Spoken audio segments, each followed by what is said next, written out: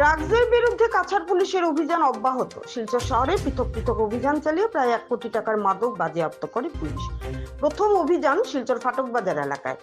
সেখানে অভিযান চালিয়ে 3 জন পাচারকারীকে আটক করে। ধৃতরা হলো আফজল হোসেন লস্কর, কবির আহমেদ, রনি দাস। তাদের কাছ থেকে 35 গ্রাম হেরোইন উদ্ধার হয়। দ্বিতীয় অভিযান শহরের সেন্ট্রাল রোডে একটি হোটেলে, সেখান থেকে 2 মহিলা সহ 4 জনকে আটক করা হয়। রাহুল কুমার, ছোট কুমার, অমলা কুমারী ও শ্বেতা কুমারী। তারা বিহারের বাসিন্দা। তাদের কাছ থেকে 160 গ্রাম হেরোইন উদ্ধার হয়। উদ্ধার হওয়া হেরোইনের বাজার মূল্য প্রায় 1 কোটি টাকা বলে জানিয়েছেন কাছাড়ে অতিরিক্ত পুলিশ সুপার সুব্রত সেন। ড্ৰাগছৰ বিৰুদ্ধে কাছাৰ পুলিচৰ যিটো অভিযান সেই অভিযান অব্যাহত আছে। যোৱাকালি আমি খবৰ পাইছিলোঁ যে কিছু দুষ্ট চক্ৰই ড্ৰাগছৰ ব্যৱসায় কৰি আছে। আমি পৃথক পৃথককৈ আমি 2টা অভিযান চলাইছিলোঁ।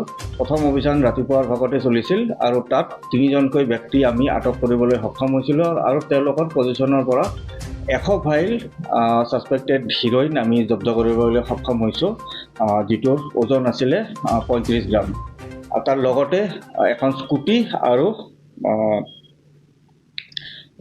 2টাকৈ মোবাইল ফোন আৰু কিছু কেছ পইচাও তেওঁলোকৰ হাতৰ পৰা জব্দ কৰিবলৈ সক্ষম হৈছোঁ। এই 3জনকৈ লোক, তেওঁলোকৰ নাম হয় আফজল হোসেন লস্কৰ, কবিৰ আহমেদ লস্কৰ আৰু ৰনি দাস। ঠিক সেনেদৰে আবেলিৰ ভাগত আমি আৰু এটা ৰেড কৰিছিলোঁ আৰু তাত ৰাহুল কুমাৰ, ছোটু কুমাৰ, কমল কুমাৰী আৰু শ্বেতা কুমাৰী, এই 4জন ব্যক্তি, তেওঁলোকৰ ঘৰ বিহাৰত। আৰু আমাৰ ইয়াত আগতে আমি কিছু সম্ভেদ পাইছিলোঁ যে তেওঁলোকে সুদূৰ বিহাৰৰ পৰা আহি আমাৰ শিলচৰ চহৰত তেওঁলোকৰ নিচাযুক্ত দ্ৰব্যৰ ব্যৱসায়ত তেওঁলোকে লিপ্ত হৈ আছে বুলি। আৰু যোৱাকালি আমি এই 4জন লোককে হাতে নাতে ধৰা পেলাইছিলোঁ। এখন হোটেলত তেওঁলোকে আত্মগোপন কৰি আছিল, চেণ্ট্ৰেল ৰোডৰ এখন হোটেলত।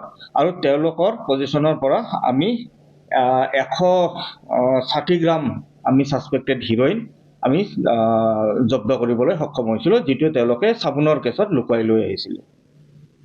আৰু গোটেইখিনি যোৱাকালি যিমানখিনি আমি নিচাযুক্ত দ্ৰব্য আমি চিজ কৰিবলৈ সক্ষম হৈছিলোঁ, টোটেল হৈছে প্ৰায় 200 গ্ৰাম।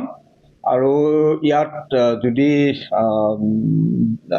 মূল্য আপোনালোকে বিচাৰে প্ৰায় 1 কোটিমান টকাৰ মূল্যৰ এই ড্ৰাগছসমূহৰ যিটো আন্তৰ্জাতিক বজাৰৰ যিটো মূল্য প্ৰায় 1 কোটিমান হ'ব। ইতিমধ্যে এই টোটেল 7জন ব্যক্তিৰ বিৰুদ্ধে গোচৰ ৰুজু কৰা হৈছে আৰু তদন্ত আৰম্ভ কৰা হৈছে।